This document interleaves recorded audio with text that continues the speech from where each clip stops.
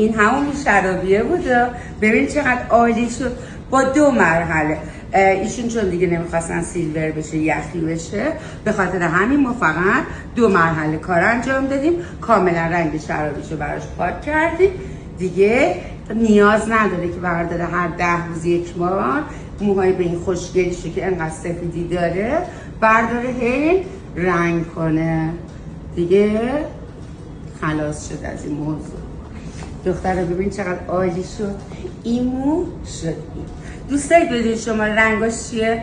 برام کلمه شرابی رو بفرستید، براتون ارسال میشه.